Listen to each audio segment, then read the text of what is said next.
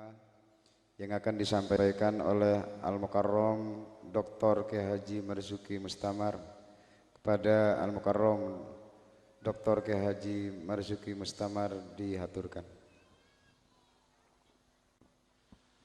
Assalamualaikum warahmatullahi wabarakatuh. Bismillahirrahmanirrahim. Alhamdulillahilladzi bi ni'matihi tatimmus shalihat. Alhamdulillahi ala kulli hal.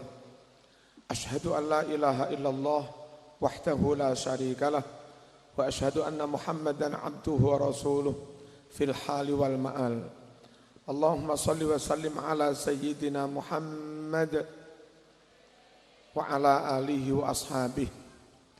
Para masyayikh, para kiai, segenap keluarga pengasuh Pondok Pesantren Mambaul Ulum, matta'anallahu bituli hayatihim wa nafa'ana bi'ulumihim wa afadhu alaina wa ala tullabina wa walidina wa auladina min barakatihim. Amin Allahumma amin. Para kiai, para tokoh masyarakat, para dosen, asatid, ustadzat, semoga dengan berkhidmah kepada ilmu, umur kita menjadi barokah, keluarga kita semakin sakinah, anak cucu semakin salih salihah, dan tentu harapan kita semua mati membawa iman husnul khotimah. Para wali santri, alumni, masyarakat, siswa-siswi, hadirin hadirat, rahimakumullah. Langsung saya matur mengutip hadis yang ada di kitab kecil Ta'limul Muta'allim. An-nasu kulluhum halka illal alimin wal alimuna kulluhum halka illal amilin wal amiluna kulluhum halka illal mukhlisin wal mukhlisun fi khatarin azim ay khataril masyiah. Maksudnya semua umat manusia termasuk kita tidak ada jaminan selamat, bisa-bisa celaka, bisa-bisa su'ul khotimah, bisa-bisa kena azab kubur, bisa-bisa mardud, enggak diterima amal ibadahnya, bisa-bisa terpleset saat di siratal mustaqim, dan na'udzubillah bisa jadi masuk neraka. Enggak ada jaminan selamat, orang bisa celaka, illal alimin, kecuali yang mau ngaji, menuntut ilmu, dan memang punya ilmu. Mengapa demikian? Hadirin rahimakumullah. Untuk urusan kecil saja misalnya, kita mesti punya akidah. Kalau kita enggak ngaji secara benar, tidak ngaji kepada ulama yang benar, tidak ngaji kepada madhab yang benar, bisa jadi maunya Islam, ternyata kita syirik. Maunya Islam, ternyata khurafat. Maunya Islam, ternyata bid'ah. Maunya Islam, ternyata masuk kategori golongan musabbihat atau golongan mu'attilat. Golongan musabbihat, golongan yang menganggap Allah benar-benar punya mata seperti manusia. Allah benar-benar punya kuping seperti manusia. Allah benar-benar punya tangan bermakna jarihah, punya tangan beneran seperti manusia. Itu namanya golongan yang menganggap Allah sama dengan makhluknya. Dan itu syirik, itu sesat. Di luar ahlu sunnah ada golongan seperti itu. Ada sebagian golongan yang dari Saudi, terang-terangan dia mengatakan Allah punya tangan beneran, Allah punya mata beneran. Kalau ada hadis Bukhari, yanzilu fi kulli lailatin ila sama'i dunya, saben malam Allah turun ke langit. Mereka bilang, ya turun beneran.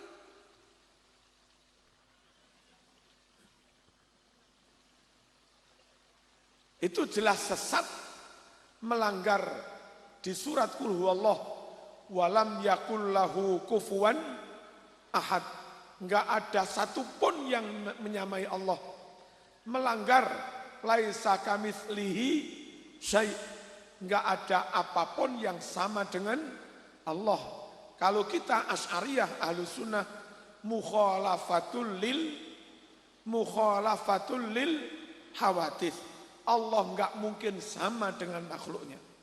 Saya ulangi, orang semua bisa celaka, sesat, kecuali yang berilmu.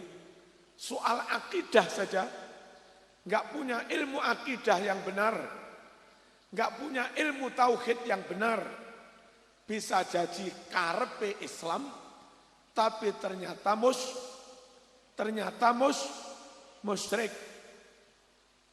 Ziarah, tawassul, bisa jadi tawassulnya benar, bisa jadi karepe tawassul, maunya kepengen tawassul, ternyata benar-benar doa ila sahibil qabri, benar-benar berdoa minta-minta, memuja-muja kepada mayit. Wahai Sunan Ampel, datangkan jodohku. Wahai Sunan Ampel, lapangkan rezekiku. Mintanya kepada Sunan Ampel. Dikiranya itu tawassul. Itu bukan tawassul. Itu ya benar-benar berdoa kepada selain Allah. Dan itu syirik. Ziarah kubur pun, tawassul pun tanpa ilmu bisa sesat. Yang satunya tanpa ilmu, tawassul sudah benar, mengikuti tuntunan tawassul yang ada di hadis Bukhari nomor 1009-1010. Gara-gara dia nggak tahu ilmunya, yang tawassul benar tambah dimusyrik-musyrikan. Yang tawassul musyrik tambah dibenarkan. Makanya annasu kulluhum halka illal alimin. Semua nanti akan celaka kecuali yang mau ngaji dan punya ilmu. Itu tentang akidah. Lalu orang mau sholat, nggak ngerti ilmunya sholat mulai toharoh sampai istiqbalul qiblah, satrul aurah, al-arkan dan seterusnya. Memang sholat, tapi nggak dapat apa-apa, malah dapat wail, malah dapat neraka wail, malah dapat murka Allah lantaran sholat tanpa didasarkan ilmu. Dari awal bersuci, orang bangun tidur langsung wudhu, padahal maaf, nggak taunya di sini ada ketek. Kenapa ketek ini? Ya. Dia wudhu saja, setelah sholat berkaca, terus ada kotoran, itu enggak sah. Karena ada kotoran di sini menghalangi air wudhu, meskipun hanya satu titik, itu enggak sah. Dan itu sering, enggak ngerti gitu dok, wudhunya enggak sah. Dia enggak tahu kalau ketek itu menghalangi air wudhu. Orang perempuan, bedaknya tebal, ada foundation, ada macam-macam, ada sido macam-macam. Langsung saja wudhu, nggak cuci muka dulu. Kalau ini bedaknya tebal, langsung wudhu. Basuhan pertama itu campur bedak. Kalau air yang dipakai basuh wajah campur bedak, berarti ente wudhu dengan air yang tidak mutlak. Ya memang suci, tapi kalau makhluk sudah bercampur, itu tohir ghairu mutahhir. Tapi karena nggak ngerti, ini aja langsung. Orang perempuan, bengesnya tebal sekali, rangkap 5. Saya tak mingkem. Maaf, ketika orang mingkem, itu yang tertutup ini bukan termasuk bagian dari wajah. Enggak wajib ikut dibasuh ketika masuk wajah. Tapi yang ini kan masih kelihatan merah bibir dikit. Ini termasuk wajah. Lah ini bengesnya apa bengesnya? Gincunya sampai rangkep berapa? Nggak tahu saya. Menghalangi air wudhu. Meskipun hanya menghalangi air wudhu di bibir. Tapi karena ini termasuk wajibul ghusli, wajib dibasuh, nggak sah, nggak ngerti. Allahumma shalli ala sayyidina Muhammad. Pokoknya harus bil ilmi. Tanpa ngaji, tanpa ilmu, sholat 60 tahun bisa-bisa nggak sah. Makanya Nabi bersabda, julusul ilmi sa'atan khairun min ibadati sittina sana. Ikut ngaji 1 jam, bisa jadi pahalanya lebih baik daripada ibadah sunat 60 tahun. Apa iya? Iya. Gara-gara sampean ngaji 1 jam, kiainya menerangkan ini loh sujud yang benar, ini loh menghadap kiblat yang benar, ini loh rukuk yang benar, ini loh duduk tahiyat yang benar. Gara-gara ngaji 1 jam, kiainya menjelaskan begitu, selanjutnya sampean sholat selama 60 tahun benar terus dan diterima. Tapi ada fulan, pas kiai menerangkan itu dia enggak ngaji. Gara-gara enggak ngaji 1 jam, sholatnya sampai 60 tahun enggak sah, enggak ngerti. Makanya majelis ilmu 1 jam bisa jadi lebih bermakna daripada ibadah 60 tahun, apalagi tanpa ilmu. Alhamdulillah ada pesantren. Selama ada pesantren, selama ada taklim, selama ada regenerasi, selama ada kaderisasi, mbah wafat ganti abah, abah wafat ganti panjenengan semua, nanti panjenengan wafat ganti yang lain. Selama ada taklim, ada kaderisasi, ada regenerasi, selama itu juga Islam tetap lestari. Tapi kalau enggak ada kaderisasi, panjenengan alim-alim, anak goblok semua. Tasrif aja enggak ngerti, mabadek enggak ngerti, sulam enggak ngerti. Wis kiamat, panjenengan sedo, matilah pondok ini. Enggak dilanjut, Gus gak iso ngaji, buyar.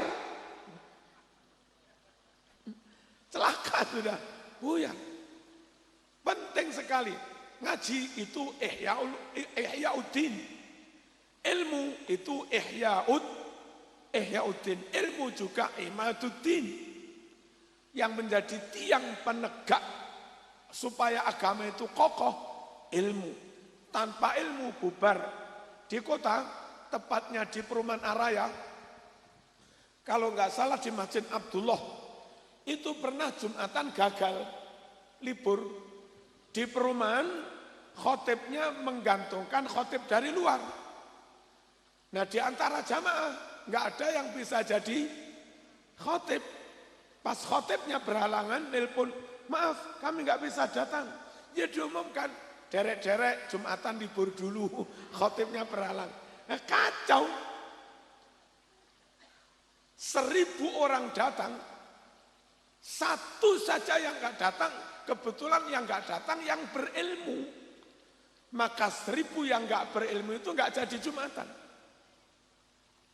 Begitu pentingnya ilmu. Saya ulangi, manusia bisa celaka semua, amal nggak diterima, di Siratal Mustaqim kepleset, masuk neraka. Kalau orang itu nggak punya ilmu, mencuci, ada mesin cuci yang apa? Ada kaca besar itu. Mesin cuci yang jenis itu biasanya airnya mancur deras.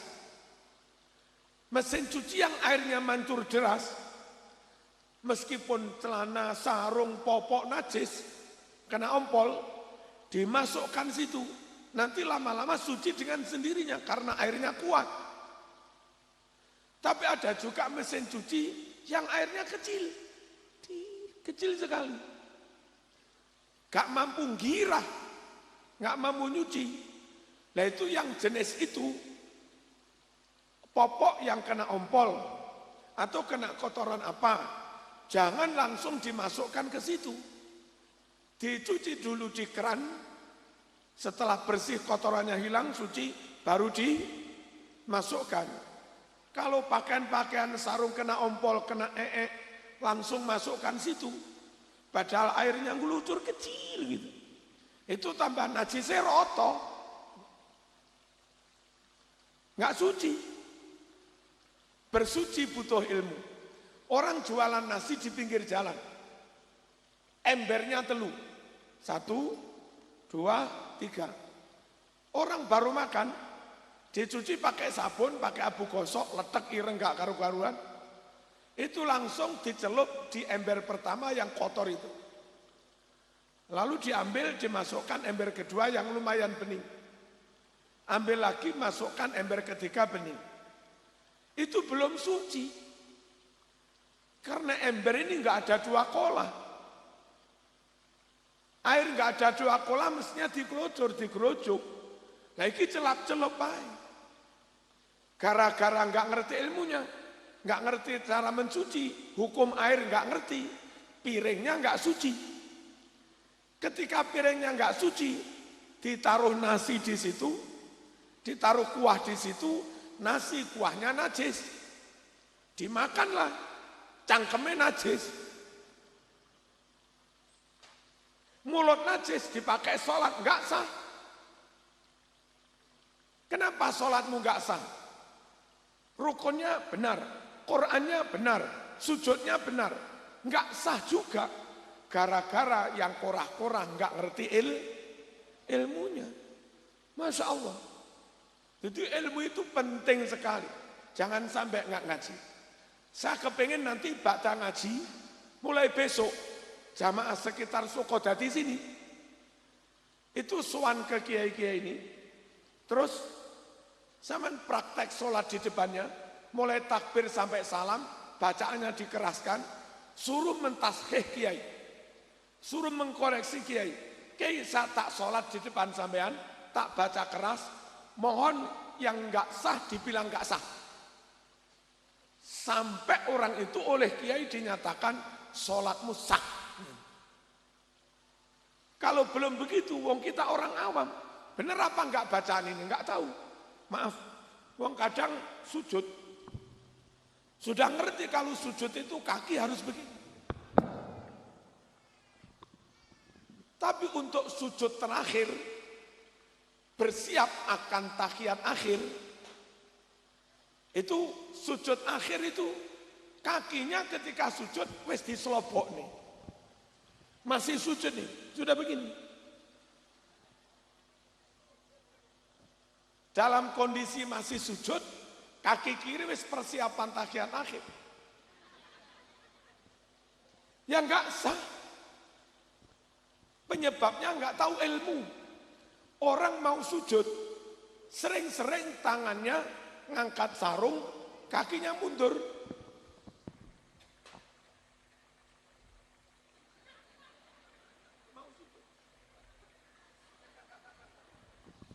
Sering begitu. 2 tangan mengangkat sarung, berarti gerak 2 kali. Harokatain. Ditambah 2 kaki mundur. Berarti gerak 4 kali. Min mubtilati sholat. Itu termasuk membatalkan. Nah kita nggak ngerti. Sholat bertahun-tahun nggak ngerti hanya karena nggak tahu itu. Allahumma shalli ala sayyidina Muhammad. Masjid kena ompol anak, gimana cara nyucinya? Kalau itu di karpet, karpet yang kena ompol dikeluarkan, dicuci di luar, jangan di masjid. Nanti lantainya yang kena ompol digosok pakai tisu boleh, pakai sepet boleh, kulit kelapa, sampai hilang wujudnya, hilang baunya, jadi najis hukmiyah, baru dicarikan air dikit aja dah, setengah jebor, biur sampai roto, selesai. Diambilkan anduk atau apa, diserap, lah yang nggak ngerti tambah digambior, lantai kena ompol digambior, najisnya malah Apa roto itu? Najisnya malah jadi rata sak masjid. Menyebar gara-gara nggak punya ilmu. Menyembelih. Maaf sekali, maaf. Banyak ceritan-ceritan Madura. Di Malang, di Surabaya pelakunya banyak ceritan Madura. Apa itu? Usaha penyembelihan ayam. 50% lebih tidak sah. 50% lebih tidak sah. Karena nggak tahu ilmunya. Dan kalau sembelihannya nggak sah, berarti bangkai. Kalau bangkai haram plus najis. Kita nggak tahu ayam yang disembelih ini nggak sah. Berarti najis, bangkai, dimasak kare, rame-rame dipakai gendurenan di masjid. Kuahnya kecer-kecer di masjid. Sak masjid jadi najis semua. Ya apa sih? Sembelihannya nggak sah. Sembelihan sah itu satu, yang nyembelih harus muslim.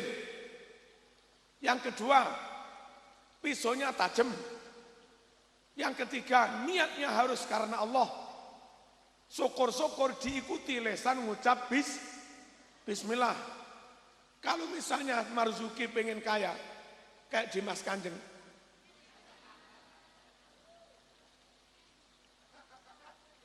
ingin segera kaya, lalu saya membuat persembahan kambing yang putih tengah, saya sembelih untuk persembahan Gunung Kawi. Memang niatnya disembelih untuk sesajen di Gunung Kawi. Itu berarti disembelih untuk danyang, disembelih untuk berhala. Uhilla bihi li ghairillah, bangkai. Meskipun bismillah 1000 kali, ya tetap bangkai.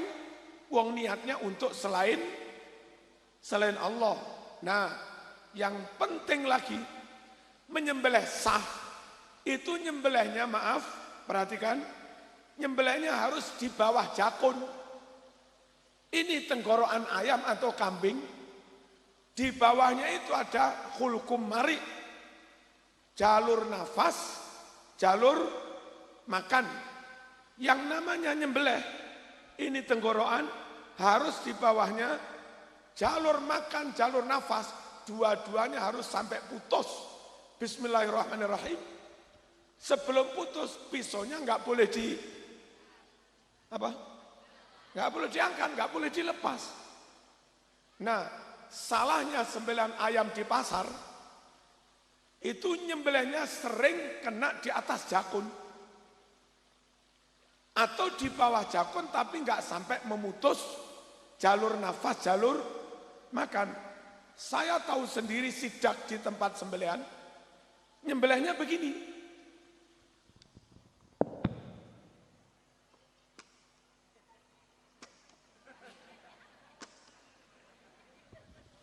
Gitu aja.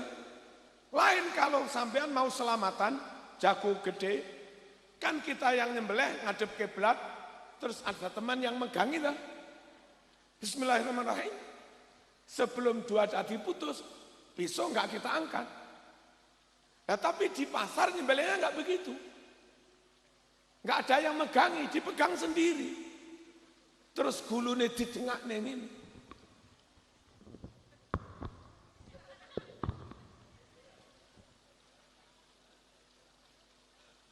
Kadang kena di atas tenggorokan dan jelas tidak sah. Kadang kena di bawah tenggorokan, tapi hanya lubang dikit. Nggak sampai memotong jalur nafas, jalur makan. Akhirnya bangkai. Ibu-ibu memang tidak nyembelih. Tapi ibu-ibu belanja di pasar. Nah, belanja nggak tahu ini sembelihan sah apa enggak. Nggak tahu. Karena nggak tahu sembelihan tidak sah pun dibeli. Dimasak rame-rame, serumah, cangkeme najis kabeh. Wong makan bangkai. Kayak begitu itu loh. Pentingnya ilmu. Nyembelih harus ada ilmu. Terus nyuci daging. Keterangan di Fathul Mu'in. nyembelih kambing, kalau mau disate, itu nggak usah dicuci. Kambing disembelih, lalu dikuliti, digantung, udah nggak usah dikerucuk banyu. Nanti ambil apa, dibakar, ambil apa, dibakar. Kalau sekalian dicuci, harus sampai suci, darahnya hilang. Tulang, apa tulangnya? Belungan. Ya, mau dipakai apa biasanya? Masuk rawon. Gulai. Bagaimana nyucinya? Dikatakan sah, itu kalau darahnya sudah dicuci hilang semua, lalu dimasukkan ke wadah, terus disiram sampai air itu mengalir bening. Itu baru namanya suci. Siraman pertama air masih merah, belum suci. Siram lagi, mulai agak hilang merahnya, belum suci. Disiram lagi sampai airnya itu mengalir bening. Mengalir bening itu kalau ditaruh di apa gitu, 1 jam, ketika akan direbus, netes merah lagi. Itu harus disiram lagi. Kecuali setelah disiram bening tadi, langsung direbus. Nah itu nanti meskipun air rebusannya agak merah, dimakfu sudah. Begitu di Fathul Mu'in seperti itu. Allahumma shalli ala sayyidina Muhammad. Ini kesalahan lagi. Orang nyembelih ayam sudah sah sebetulnya. Di bawah jakun, khulkum marik putus. Mestinya dibiarkan dulu ayam sampai benar-benar mati, baru disiram air panas. Kalau di pasar tempat sembelihan ayam, enggak. Begini, ayam ini disembelih, entah sah apa enggak tahu, masih hidup, kelepek, langsung dicemplungkan tong panas. Jadi matinya ayam itu lam ya jelas. Matinya lam ya jelas. Tidak jelas. Apa mati karena disembelih? Apa mati karena dicemplungnya air panas? Enggak boleh. Nyembelihnya sah. Biarkan dulu benar-benar mati, baru disiram air panas. Yang lebih hati-hati lagi, enggak langsung dicelupkan air panas. Dikeluarkan dulu kotorannya, dibedeti, baru disiram air panas. Apa? Khawatirnya kalau di dalam masih ada kotoran, lalu dicelup air panas, aroma kotoran itu menyebar ke daging. Mempengaruhi status kesucian daging itu. Yang lebih hati-hati, dibedeti dhisik, baru dikerucuk. Ilmu penting. Hari raya kurban, kadang yang tukang nyembelih, pisaunya pendek sekali, pisau Jerman itu. Memang tajam, tapi gara-gara pendek, sapi Brahman besar, lehernya besar, pakai pisau sekian, nyembelihnya gimana? Gini. Ya enggak sah. Padahal mestinya sebelum khulkum marik putus, pisau enggak boleh dilepas. Lah ini saking pendeknya pisau, enggak boleh. Nyembelihnya sudah sah. Aturannya kalau sudah sah, biarkan sapi kambing mati dulu, baru diboleng. Kalau belum mati masih gerak-gerak diboleng, dipotong kakinya, potong kepalanya, potong ginjal, potongannya itu bangkai. Bisa dilihat hadisnya riwayat Abu Dawud di Bulughul Maram lembar kedua bawah. Maquti aminal bahimati wahya hayyatun fahuwa mayyitun. Sesuatu yang dipotong dari binatang, padahal binatang itu masih hidup. Kok sudah dipotong? Maka hukum potongannya ini bangkai. Nah selama ini mungkin kita melakukan itu, tak oneng. Semoga dimaafkan Allah saja. Tapi setelah punya ilmu jangan diulangi. An-nasu kulluhum halka illal alimin. Orang semuanya celaka, amalnya enggak diterima, tobatnya enggak diterima, terus di Siratal Mustaqim kepleset, celaka, kecuali yang punya ilmu. Orang begini, sholat di masjid. Masjid ini ketika bangun, sudah dikompas kiblatnya.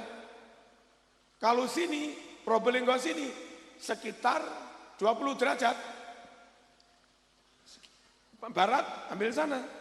Sudah benar. Lah tapi orang ini enggak punya ilmu. Sajadahnya dia menceng mana? Ini sudah 20 derajat, sajadah diginikan lagi. Berarti jadi 40 derajat. Mestinya kalau sholat di masjid, yang masjid itu sudah di kiblat, jangan dimencengkan lagi. Kiblatnya yang ngikuti masjid itu.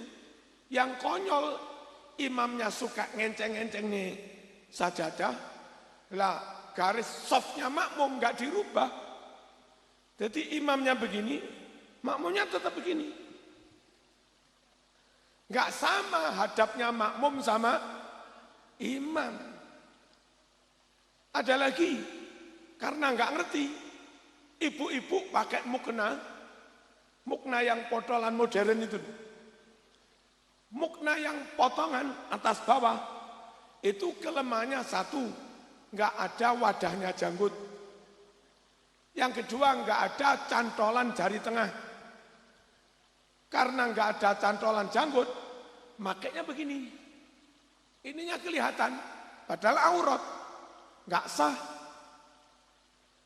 Ketika takbir Allah Akbar diangkat, kalau rukuh yang lama, ada cantolan diriji, nyantol yang baru tanpa itu, angkat tangan melorot. Nah ini buka, aurat, nggak sah. Yang bapak-bapak ngimami, salam, kalau ikut Nabi, mestinya cukup pipi aja. Hatta yurabayadu khatti. Nabi itu kalau salam nolehnya, asal pipi terlihat sana, pipi terlihat sana. Ada sebagian imam, salamnya begini.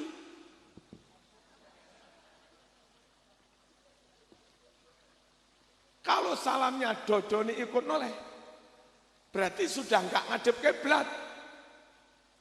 Padahal syaratnya tetap wajib ngadep kiblat sampai sholat benar-benar selesai. Tapi karena tanpa ilmu, Assalamualaikum warahmatullahi wabarakatuh, sambil nginceng perawan,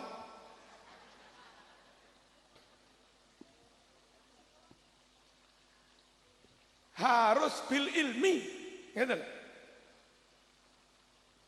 Apa tadi?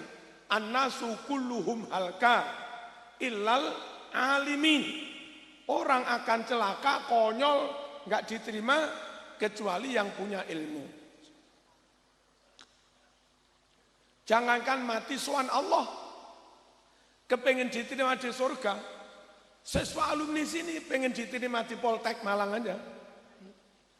Tanpa ilmu, tak bisa. Bagaimana pengen diterima wong tanpa ilmu? Kepengen diterima di Brawijaya MIPA lagi. Doyo ngerjane ABC gak iso. Mas, PR kuadrat itu rumus apa mas? Apa tahun? Ngitung momentum gak iso. Apa engkau diulang kalkulus tambah munyeng. Untuk sekedar diterima di Poltek itu loh. Harus yang punya ilmu. Napa boleh? Apa napa boleh? Apalagi kepengen diterima Allah, masuk surga, mosok tanpa ilmu. Orang sholat, ada yang ngimami itu bismillahnya terlalu santai. Allahu Akbar, Bismillahirrahmanirrahim. Dia bacanya bukan bismillah, tapi bacanya Bismillahirrahmanirrahim. Semil. Baknya hilang, nyantai. Dan itu banyak. Allahu Akbar, Bismillah. Wakeh, ngene ku akeh. Yang enggak sah, wong baknya hilang. Apalagi bismillahnya hilang semua.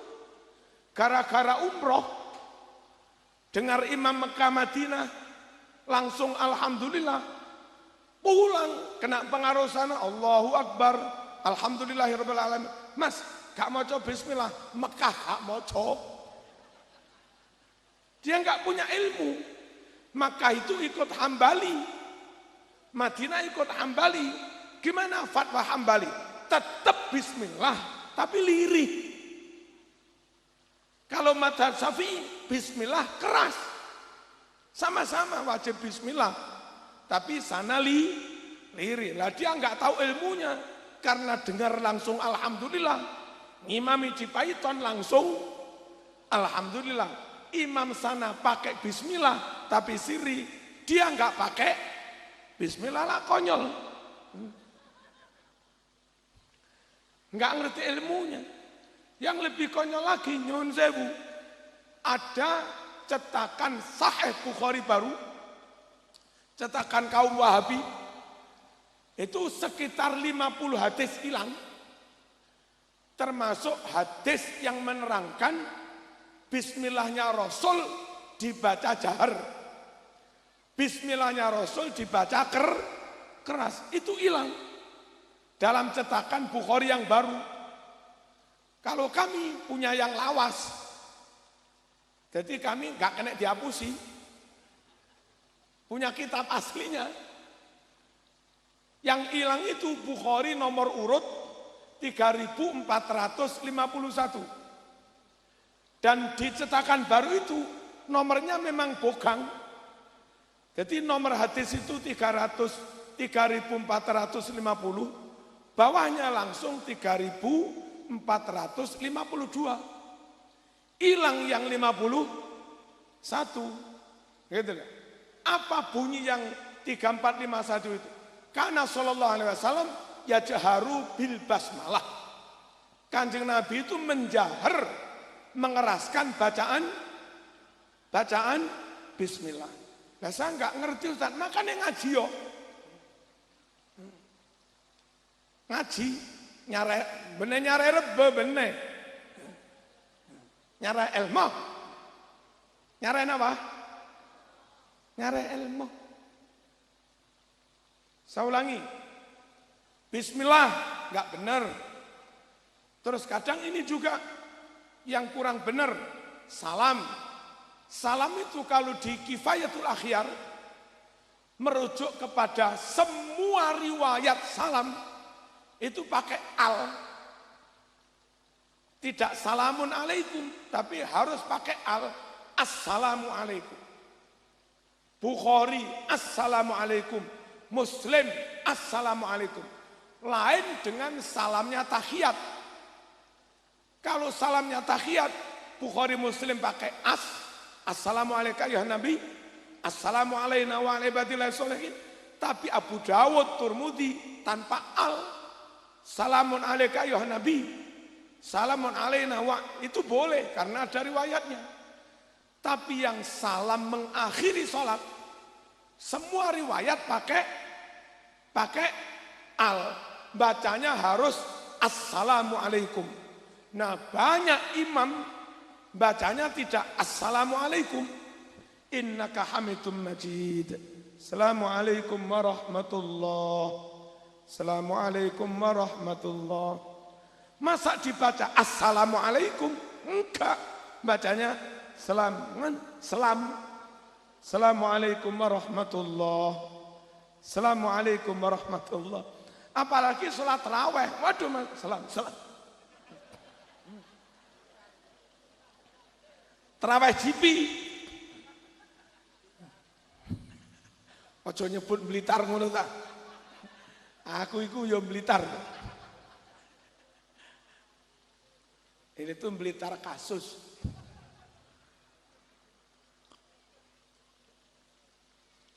Saya ulangi, salam yang benar harus assalamualaikum. Assalamualaikum. Tidak boleh assalamualaikum warahmatullahi. Assalamualaikum, enggak boleh. Alnya enggak boleh hilang. Bismillah, baknya bis, enggak boleh hilang. Ini lagi takbir. Takbir baknya dipanjangkan, batal. Allahu Akbar, batal. Maknanya berubah jauh.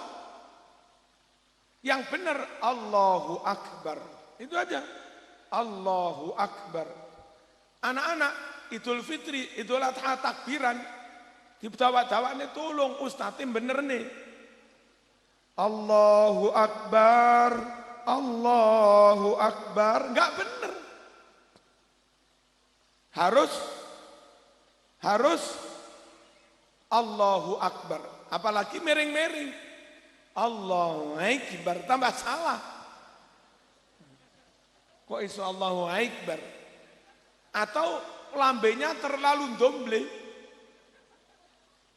Bacanya bukan akbar, bukan akab. Allahu Akbar, ya enggak benar. Ketambahan tasdid di situ. Pokoknya harus ngaji. Bersuci pakai ngaji. Nyembelih ayam pakai ngaji. Tauhid yang benar pakai ngaji. Bekerja yang benar pakai ngaji. Menikahkan anak pakai ngaji. Penyakitnya kota, tapi enggak semuanya, termasuk Malang. Itu katanya KUA,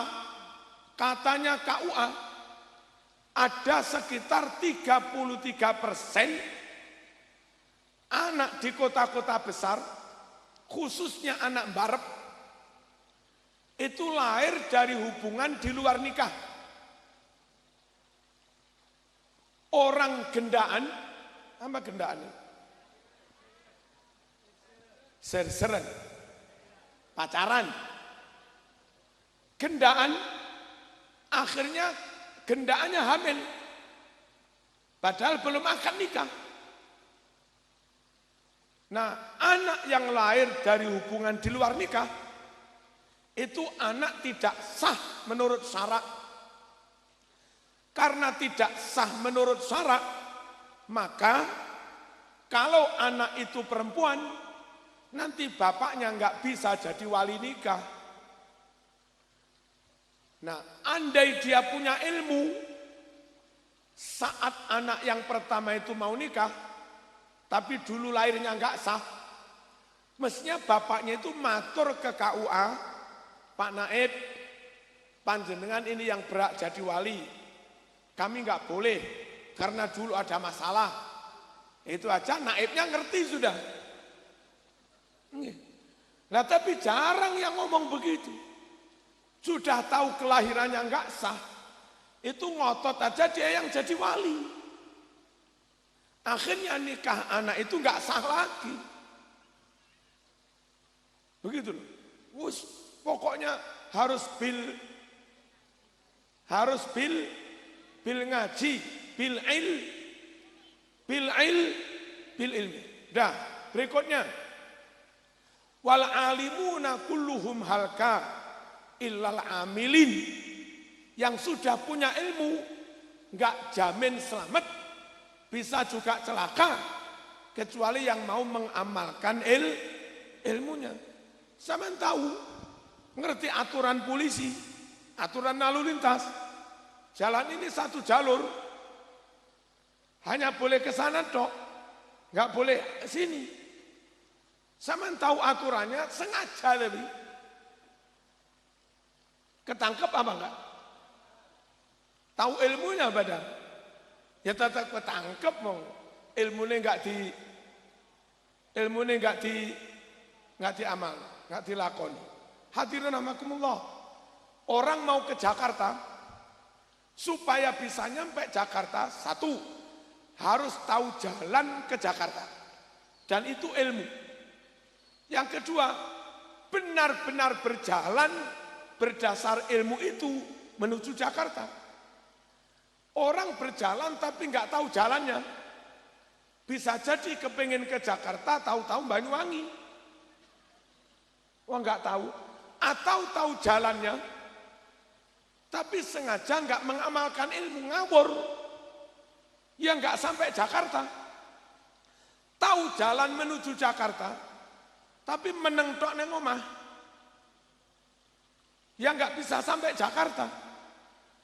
Tahu dalilnya sholat, tahu dalilnya jamaah, tahu fadilah hadis ayatnya tahu, tapi nggak dilakoni menengtok. Ya nggak dapat apa-apa. Tahu jalan menuju Jakarta, tapi nggak berjalan. Ya nggak bakal nyampe ke Jakarta.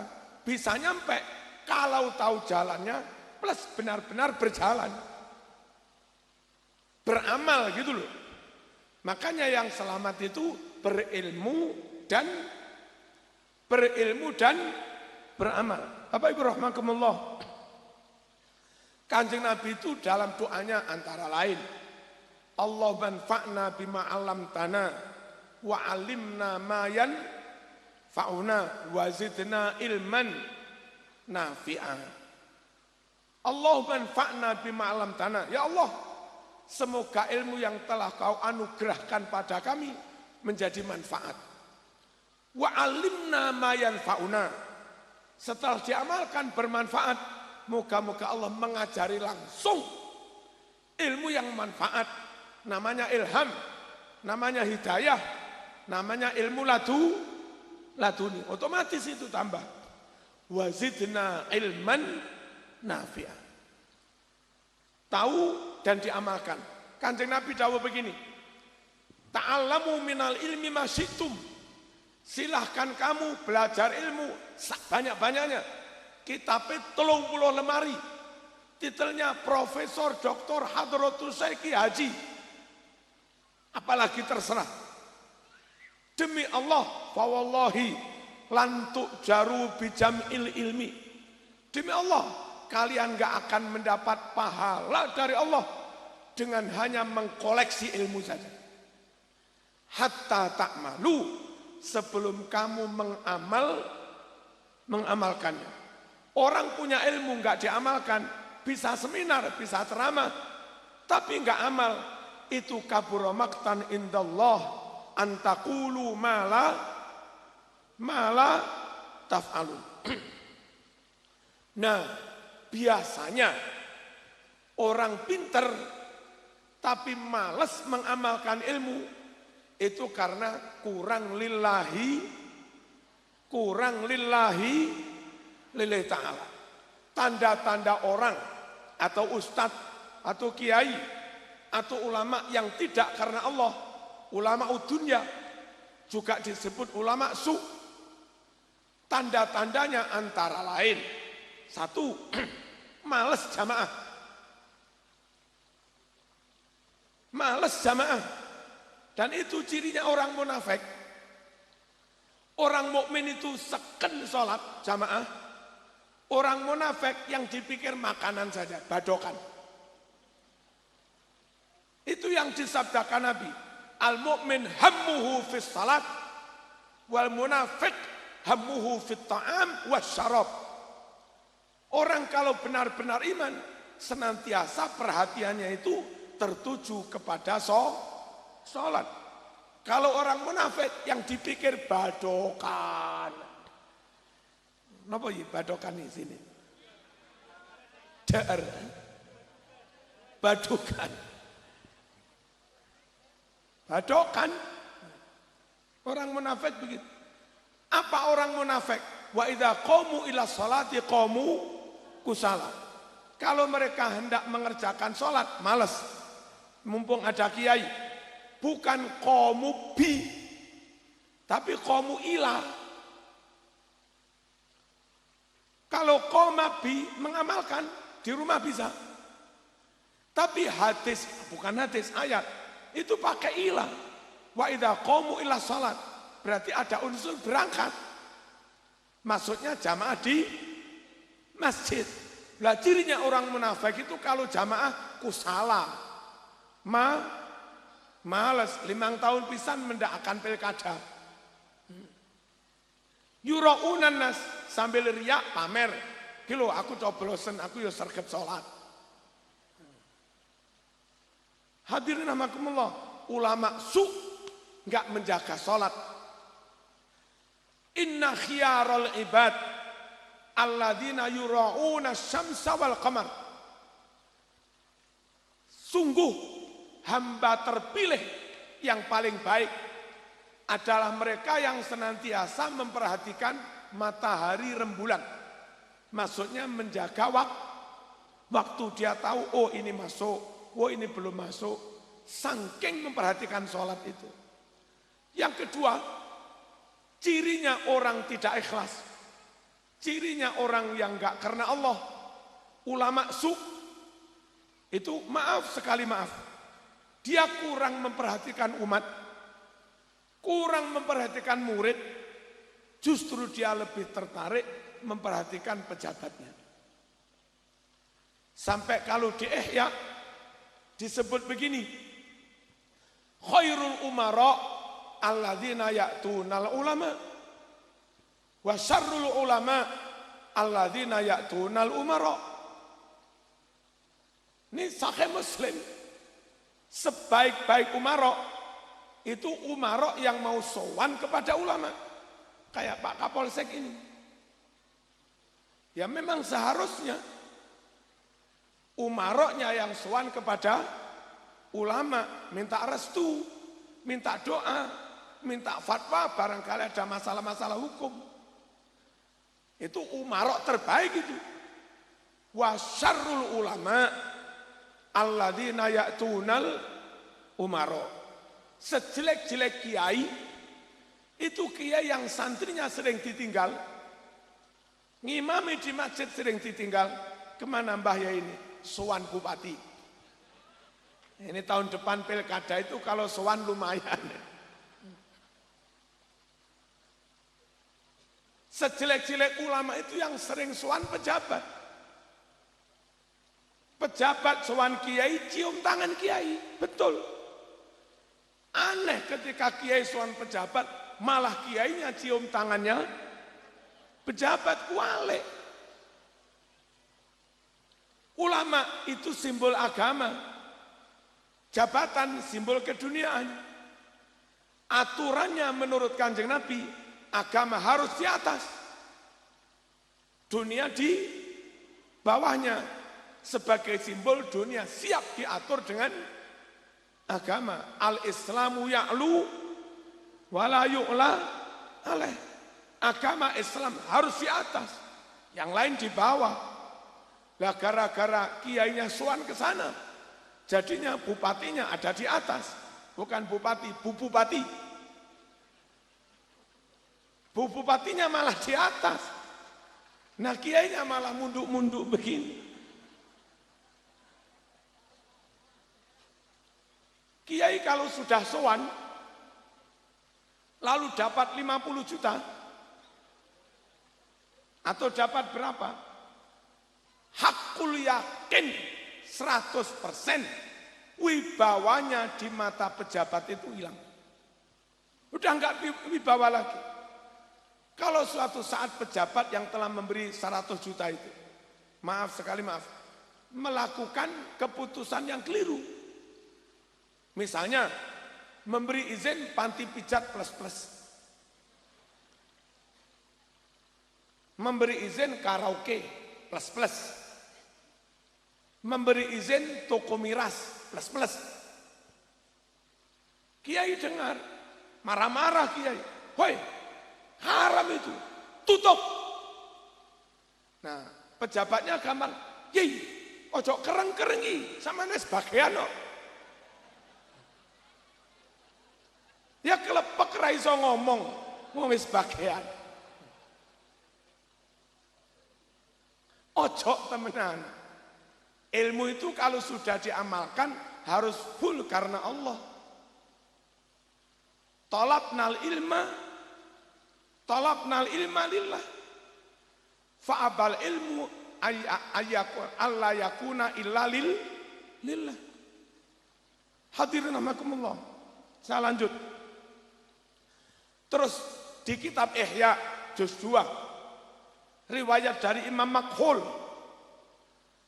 Ini yang boleh mendengarkan Marzuki tok sama pengasuhnya. Yang lain nggak boleh. Hadis untuk kami-kami agar kami lebih berhati-hati. Apa hadisnya? Idza ra'aitumul alima yazuru amilan fa'lamu annahu lissun. Kalau kamu lihat seorang ulama, kiai, yazuru mudhari' berarti bermakna taksir, sering. Kalau kamu melihat kiai sering suan kepada pejabat, gubernur, bupati sambil minta-minta, ketahuilah itu bukan ulama, itu maling.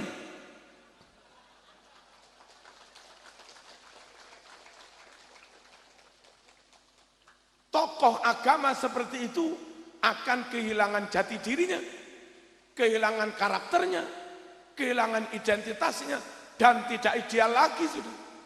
Kehilangan idealismenya. Dia terlalu pragmatis. Salah nggak apa-apa, yang penting dapat. Mungkar nggak apa-apa, yang penting dapat.